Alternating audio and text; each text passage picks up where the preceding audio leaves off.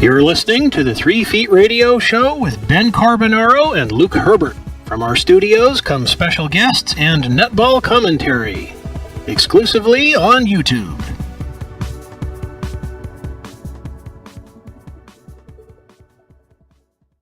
Welcome, listeners, to this latest installment of the 3 Feet Radio Show. And as we're building up to the Cricket World Cup final, and we're waiting to see if Australia or India play the Black Caps in the final, my co-host Ben Carbonaro and I, we decided that it was time to interview another guest. But before I get to today's guest, how are you doing today, Ben? Yeah, I'm very well, Luke. And once again, we saw an exciting round of ANZ Championship netball action. Some close games and some not-so-close games. We did, but I'm not going to start ranting on about the New Zealand conference because that would take up the entire program. But joining us in the studio today is Marg Foster. How are you doing today, Marg? Yeah, I'm really good, thank you. All good on this side of the ditch. You know, just while I'm sitting here in the deep south, we'll get things underway. How have you seen the ANZ Championship season so far, and more specifically, the performance of the New Zealand-based teams? Yeah, I actually really enjoyed the last game, the Mystics versus the Pole. I thought New Zealand style really shone through there, and it was played at a really awesome pace, lots of flair, and I love that lots of flair aspect to our New Zealand style. I'm really enjoying it. And just that flair, Mark, is there anything in particular, any parts of that flair that you think that really catches your eye, or that really comes to the fore when the Silver Ferns play the Diamonds? Well, look, I just reckon that we've got such a unique style of play that we've just got to be able to trust ourselves. And I mean, look, I know that we can use the cricket as a really good analogy, like they're dreaming big at the moment. And I just think that like us in New Zealand here and our players, we actually have got really awesome talent, and it's about being able to, not necessarily play the style of Australia.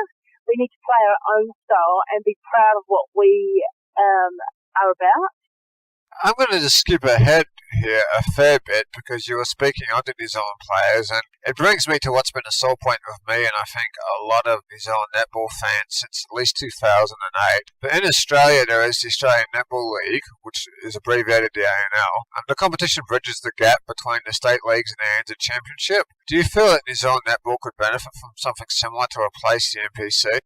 Yeah, absolutely. I definitely do. I think we may need to revisit or look at the actual ANZ Champs in its current format as well. I think that when we were under the old National Bank Cup format, where we had our New Zealand teams playing against each other, and we really had good buy-in from the fans in each region, and then possibly you could have that running, and then you could have your two top New Zealand teams playing against the two top Australian teams, and then combining that into a series like what they do in the NBA.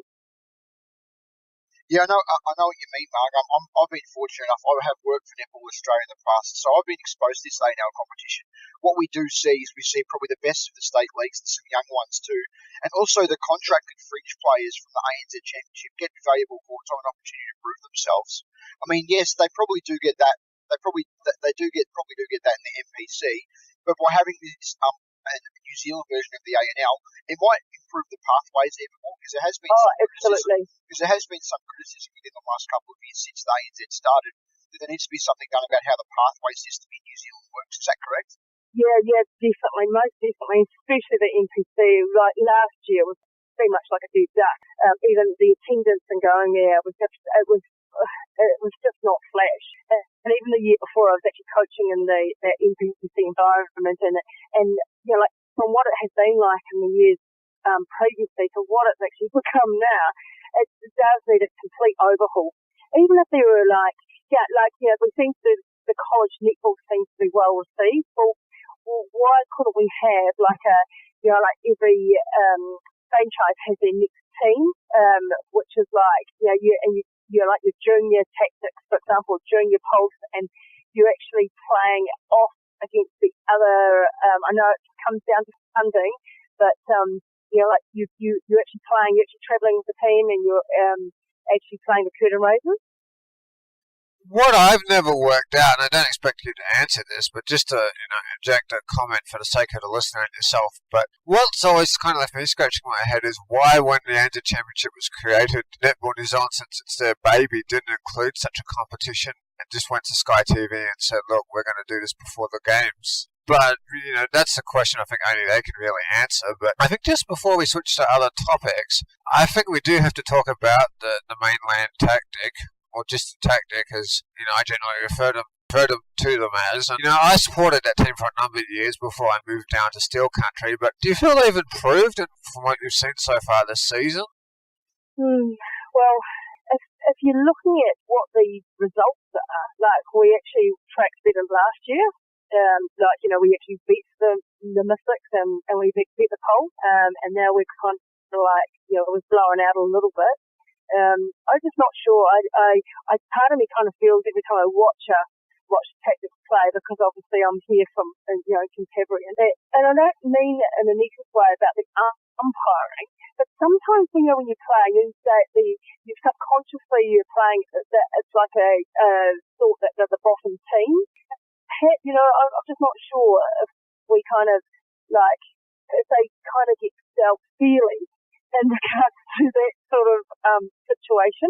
I just think I watched the last game they played against the Poles here at Horncastle Arena, and there were like 5 calls that really were very, very marginal, and yet the Poles probably did the exact same thing, whether it was a held ball, but they were never pulled up for it. So I'm just a bit sceptical about. I mean, not sceptical, but wanting to know how the heck does a team get off that bottom place? Realistically, it's going to take at least another 2 stars coming into that environment that had experience of winning, and maybe doing away with the ones that have been there for a long time that actually have never won, haven't won many games. Mark, what's your take on having an Australian as the coach for the Tactics this year? Sue Hawkins, obviously, I've had a little bit to do with her. She's been assistant coaching in the Swifts, and she's also coached England too. Do you think she's brought a bit more of a positive mindset to the Tactics this year at all? Yeah, I think so. Any coach that goes into a coaching environment, you've got to be be supportive of them. And she's she's just got her own her style and her way, and the girls seem to really enjoy her. So that's fantastic for the region. Just detouring back slightly, because we were talking about player development pathways a moment ago, and I've spoken to Ben about this off air quite a bit. But do you think you could say the same in short about upcoming umpires and coaches? Because just for one example, we've had Debbie White, the former Silver Fern and Otago Rebel, on this program, and she was an assistant coach for Auckland at the last year's NPC. And I'm only using Debbie as an example here, but it's an awful long way between the NPC and the ANZ Championship for any upcoming coaches and umpires as well. Yeah, absolutely. I think in that respect, people in New Zealand need to do an overhaul. I don't believe that their coaching pathway is clear at all, especially the accelerated program, where they only pick one person for it. And I know that they've set up a sort of group of coaches, or how will they identify, and what are the pathways for coaches? Because you can get very disgruntled.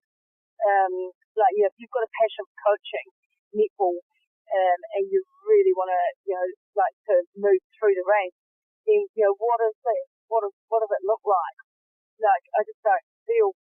I think we have to be more innovative with what we present and how we produce it. I know that Netball New Zealand do the coaching modules that come out via the Netball development officers, but they can be a tad textbooky, one-dimensional. You've got to be able to appreciate and value coaches for what they bring. Not every coach is the same, and that's what makes New Zealand that's where we are unique. And I mean, it's just like any other country. But being able to value that as well, like the Yvonne Willerings of the world, getting her out and about throughout the country, she's just got such great humour and experience and knowledge to be able to share her way, in terms of, she's a big guru on zone sense, and that's the type of style that Zealand should be adopting. And then we do it. So then, if we did it all around the country, and that was part of the New Zealand way, was their own style, and then you had the likes of Yvonne Warren coaching the coaches and assisting in that manner. Look, what's going to happen with Robin Broughton when she's finished? She's got so much knowledge and experience that, she should be utilised. I agree with you using the likes of Robin and even Yvonne. I've met Yvonne a couple of times when she's come to Australia. She's got a great netball brain. But with the umpiring too, Mark, you would have thought by now that the administration would have thought, okay, it's probably better if we have one Kiwi umpire during the game each week. But they always bring it back to their answers always is cost. Oh, but you would have thought the Sky. True, you would have thought though, no disrespect to Netball Australia or Netball New Zealand, but the Sky money, there is a lot there. Surely you can pay for that, or there's some sort of way that can be sorted out. Oh, I definitely agree. And look, like it's always this is where we have to, do the good old 8-wire, mentality needs to kick in. But there's always different ways to you've got to find another way in that respect, like not using money as a flipping excuse for why this isn't happening. I know I know out here in our communities, I've seen people approaching businesses and asking, look, would you consider being the umpire, spot for the umpires for the ANZ Champs? It's only an airfare. If you think about it, when you break it down, an airfare, well, you can approach Air New Zealand. I mean, they're pretty user-friendly in that respect, and they look after the All Blacks. It's just about being able to be creative and what we are about, and find another way. But we seem to just have this block. Oh, we can't afford it, and then that's it. We don't cross that hurdle, and that's why we're not getting across the line. I think, as a general comment, Netball New Zealand is very much tied in with the thinking of pay TV. They focus very much on the deal they have with Sky TV, and unfortunately, I think the world's changing underneath their feet. I mean, I think now in New Zealand, if you want to watch, I think it's the English Premier League, you buy the coverage online now. I don't believe Sky TV has the rights to it anymore, but I think I do need to shift things along a bit here. And during our research for our chat with you, we saw that you have a coaching business called Motivate New Zealand. Motivation New Zealand. Yeah. Could you tell us about that? Well, basically, it was set up about 10 years ago. When I was a head coach here for Canterbury Flames, and we played the Southern Sting, so down in your land. We played the Sting in the final, and we had lost by 3 goals. And my husband had owned a swim school at the time, and I came back and I was really really upset and disappointed because a couple of girls in the final had done some basic skills, kind of like, one had stepped and one had gone offside. And he said to me at that stage, look, why don't you just go away with this elite netball coaching and get into run your own netball school that's going to assist young children to improve in the basic skills of the game. And so that's really where the conversation, that's where it started. And then I thought, yep, that's it. That's what I'm going to do. So I've set up Motivation Netball, which is, we have a junior academy and a senior academy. And also Motivation works on a lot of schools here in Christchurch, in particular St Andrews College, where we run a senior and junior netball academy program. And it's just been being able to work with coaches that have got a little bit of the X factor, that don't necessarily fit into the mould of textbook style coach. These are the ones that come across my path, and I absolutely love it. I love the enthusiasm. I really love the design of the program. We've got Julie Seymour as part of our senior netball academy now. She's tonight we're working with 13 to 17-year-olds, and she's just fantastic. She brings so much. She's such a talented coach. And Shelley Norris is another senior coach here in Christchurch that is really stepping up. So it's just really exciting. It's just good for everyone's soul, and we use netball as the vehicle, but we're teaching our netball is life skills along the way. And, for example, our theme tonight about grit, having grit, what does grit look like? So, it's kind of, to me, it's a feel-good, really rewarding program that we run. You talk about those life skills, Mark. They've changed it a little bit here in Australia, but we used to have where the Australian Institute of Sport would have the netball program, and it would actually be a 12-month scholarship program almost, where the girls who were picked, they actually would learn those life skills, and they got to stay on residence. And you used to do that in New Zealand too. No, but you know what? I love the Australian Institute of Sport. I came through when I was in the Canterbury netball team here, and I just kept it going with when Normal Plummer was over there as well, working with the Australian Institute of Sport. We used to do exchanges, and so we would go over there and stay at the Australian Institute of Sport. And honestly, it was just mind blowing. To be involved in even the ride from getting the minibus with the trailer going from Sydney to Canberra, staying in the accommodation and being around different sports people, like the Canberra Raiders rugby league team, and at the time, Brent Todd, who from Christchurch, was involved in the team, and so their team would be training at the facilities beside us, and it was just really inspiring to go to the breakfast, and you've got gymnasts like really young through to netballers, rugby league players, etc. Swimmers, we went and saw that Alexander Popov guy was training over there.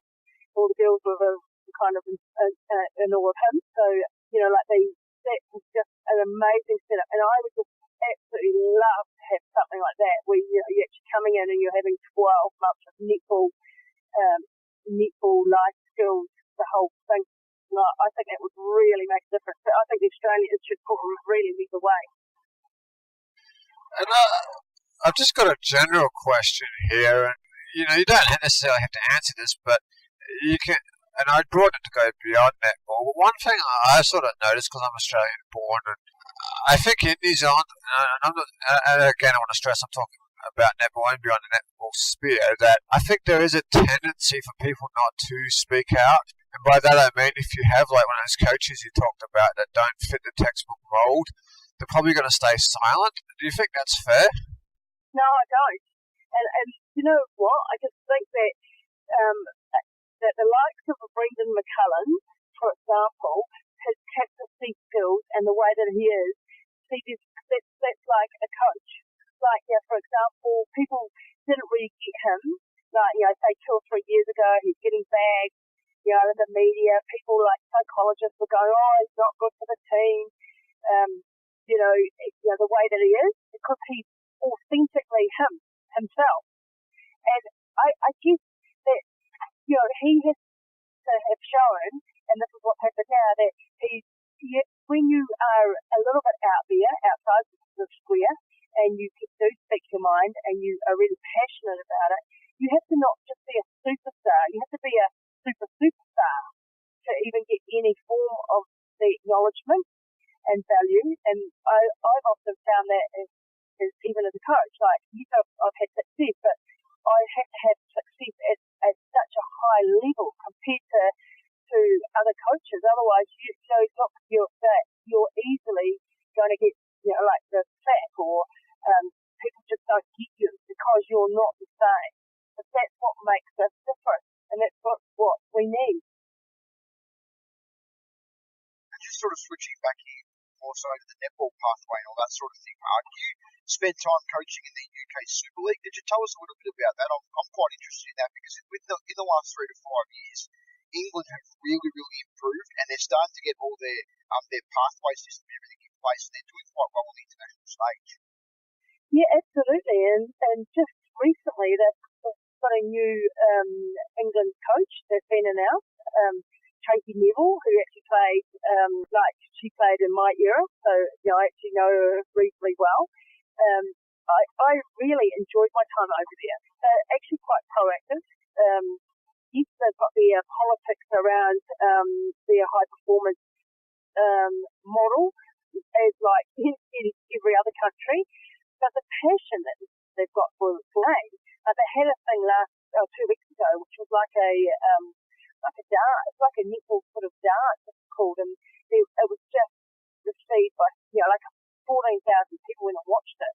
Pretty good. I was based at Loughborough, and basically this came about from an SOS call when it's really cool to like all the contacts that you have in the world netball community, and that was via Megan Anderson, who's at Flip, and she was a former Australian player, and she was actually with Phil, and I became like I was her coach when I was assistant coach with Robin Broughton. She sent me a Facebook message asking me, look, would you be interested in this contract to help out the UK, like netball, and it was Loughborough. And basically they had a coach, and then she pulled the pin on coming to them like a week prior. So they were kind of like desperate at that stage, and no one was putting up their hand. And so I kind of thought, well, yes, but my cancer had kind of stayed stable, and I just thought about, being able to be on that side of the world to see how and what was happening on that side of the world. And there was some pretty good stuff going on over there. And, I think that, like I know that England are really gunning for a medal at the World Champs, and, it's only going to be a matter of time. And you talk about not just England, but Scotland too. I mean, look what Gal Parada's done for them. They have improved significantly. That's another Kiwi influence over there. And also, Lynn Gunston was the main architect of the high performance and what's going on now. So Kiwi influence in English netball is actually quite big. Oh, absolutely. Lynn Gunston and Waimarama Tamanu were absolutely instrumental in the turnaround of England netball, and that was really evident in Bath. And also the amount, like when I finished my time over in England, I sent Ryan an email because I just felt that, to say, look, well done, like, and an appreciation that what she had done and paved the way over there for those girls, the girls that are in the England netball team currently, the likes of Jiva Mentor and Serena Guthrie, Joe Hart to a certain extent, and it all came through Pamela Cookie, all came through Lynn and Wise kind of regime, and they just really lifted the standards and raised the expectations. So I think that they have done an incredible job. Just want to switch gears here a fair bit, but are there any plans for a reprint of your book, Silver Linings? I might do a part 2, which would be quite good actually. I haven't got anything in the pipeline. Like the guy that wrote my book was a really colourful character called John Matheson. I don't know if you know him, but he was involved in media, and he was on Radio Live as well. And he passed away really last year, and it was a bit of a shock. And he was one of those guys that certainly was outside the square. So, it would be awesome to have put something else together. Like when I go and I do speaking engagements around, I hand out, I've got a little box here, and, people come up to me and they, if they're having struggles or they're going through the same type of situation as me, I kind of just write them a personal note at the front and give them a book to get them through, especially the chemo section as well. Obviously, you do a bit of speaking. You've got the book, but what sort of when you're speaking, Mark, what sort of stories and advice do you give to others who are going through breast cancer usually?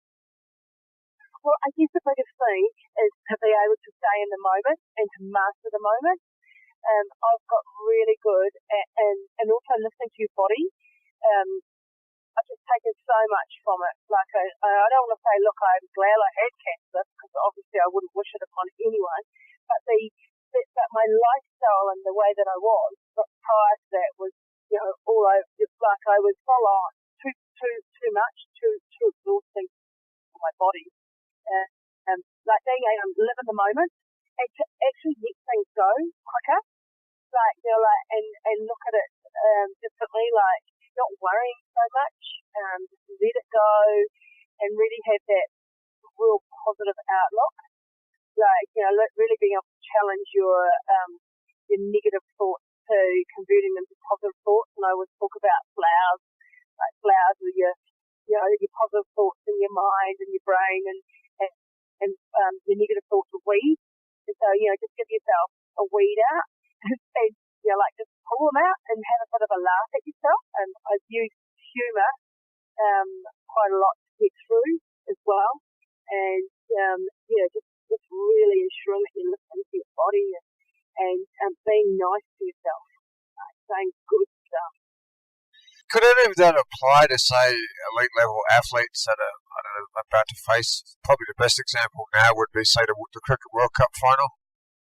Yep, I really enjoyed reading Brendan McCullum's article and stuff the other day about what you can control, and just control what you can control, and then just let it flow, as in it's your destiny, whatever's going to happen. And it's that good old saying at the university, just look after you, and not necessarily worrying about it, just taking away that the actual thought that any type of thought that is just going with what's going to rather than anticipating what's going to happen, just go in the moment and just stay in that moment. And I guess for them, they've been pretty inspirational so far of actually staying in the moment.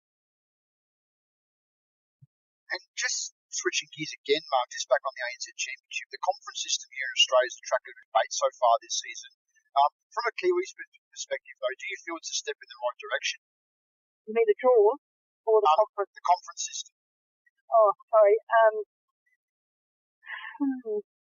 Yeah, yes and no. It's kind of like, the step in the right direction is for both teams to play each other home and away. Like, why is that not considered? And it all comes down to what? The funding.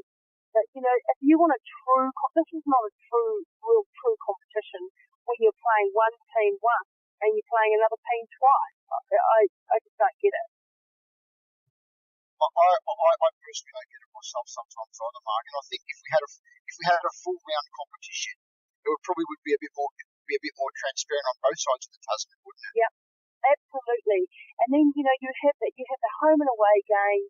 You have these wonderful athletes because netball, on showcase, and you can look when you play against an Australian team on home tour, you want to have another crack at them on their own tour. Then you just go, who we got next? And then you only really can revisit that particular team if you're playing them in a semi-final or a final situation.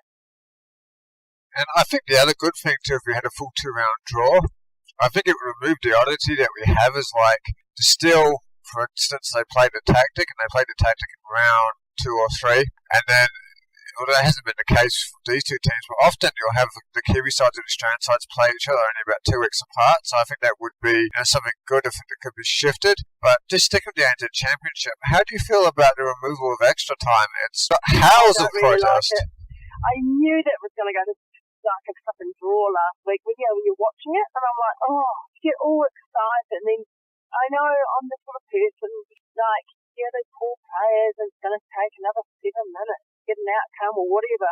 But, it needs to be able to, we've kind of got used to them going, look at the rugby league, they had that golden kick or whatever. But, I kind of just think that we've gone through this of not having a draw at the start, and it was working exceptionally well. Do you remember we had if you got within 5 points, you got a point? Yeah, I think I can remember that. Yeah. I just think they get 1 point each.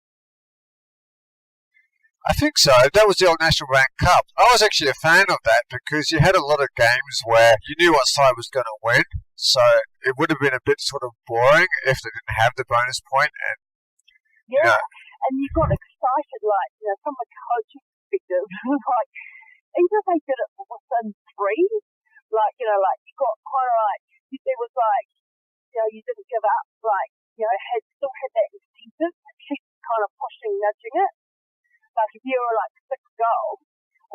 goals, then, like you were really quite, like it would keep you going to get that extra couple of points to get a point. I remember when it was the old format, I used to love it. I used to say, yeah, we've got a point. That was quite cute. And obviously, we're only just started the ANZ Championship season, Marg, but coming up this year is the pinnacle for many netballers in the Netball World Cup down under in Sydney. How do you feel the Silver Ferns will go based on what you saw in the international season late last year? Well, look, if it's anything to go by, and I would love to use cricket as the example, like, they were written off and now we're in a World Cup final. I mean, I definitely believe that we'll be in the final, and I would love to see us win it. I really love to see us win it, and I just think that we have got the players here in New Zealand and the coaching staff. I'm sure that they're going to be doing all they can to bring that cup back. We haven't won it since 2004 in Jamaica. Quite a long time, 10 years, 10, 11, well, yeah, it's the 12th year. So, I reckon the girls are training pretty hard, and, with what I gather, they're up to the challenge. But they've got to overcome either England and Jamaica first.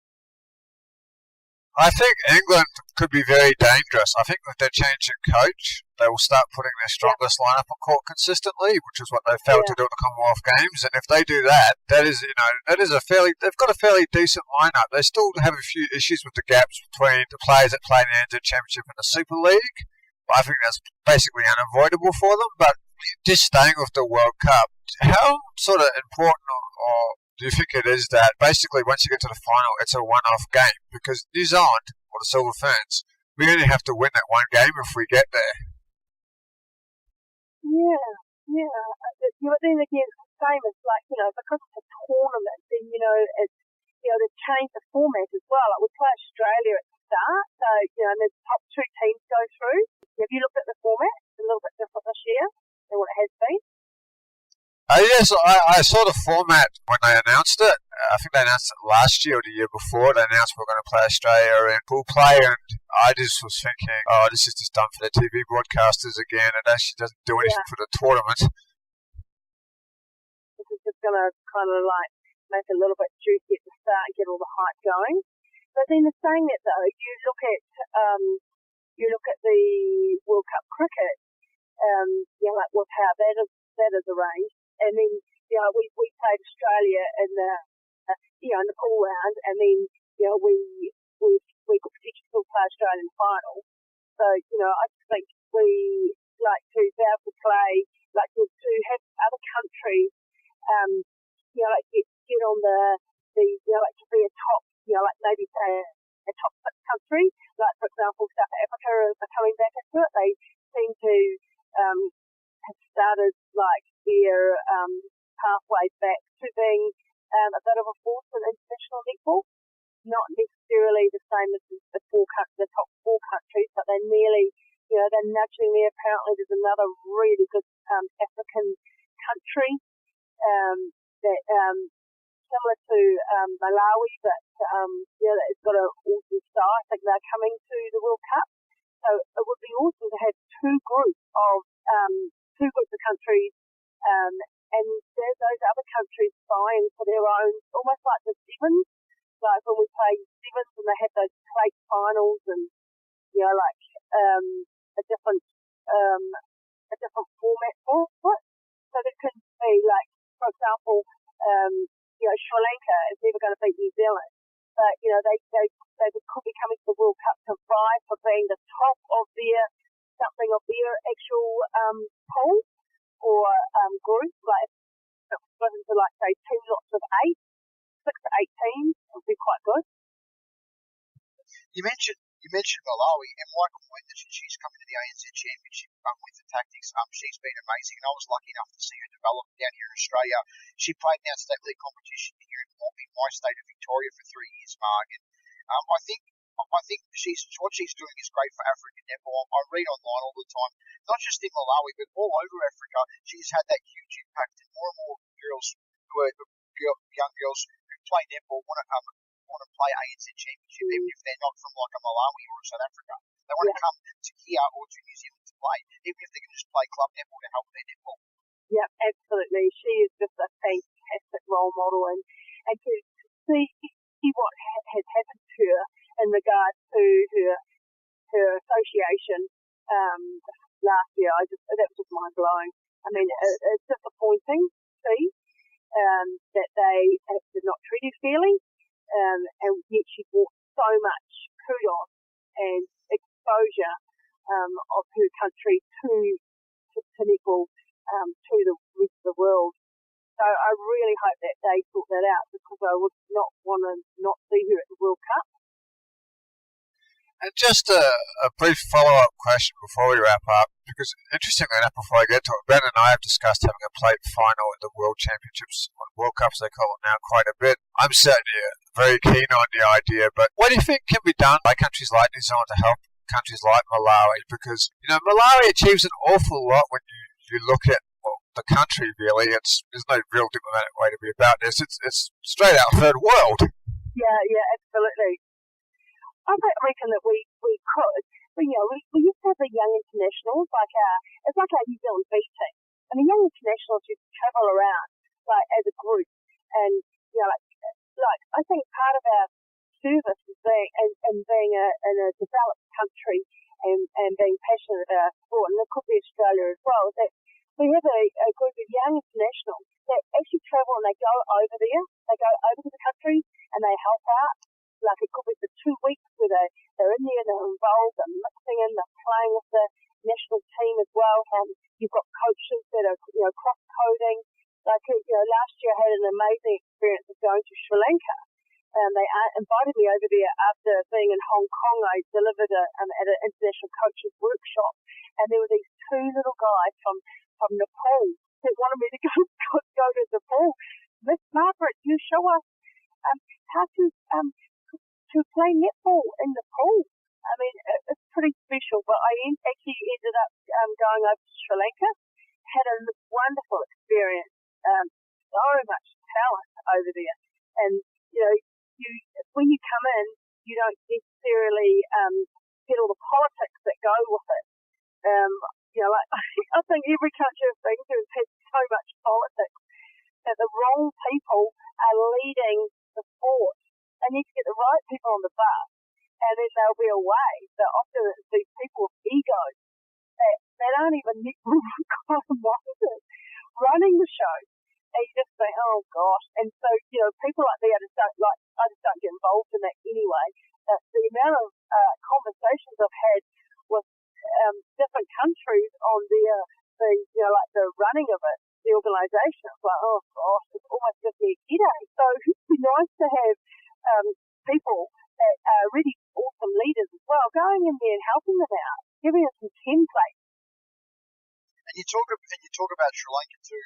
This is just my last question for you, Mark. Is what do you think having Shivalingam in the ANZ Championship would do for netball in the wider Asia region? She's been over here for a little while on and off playing state league over in Western Australia.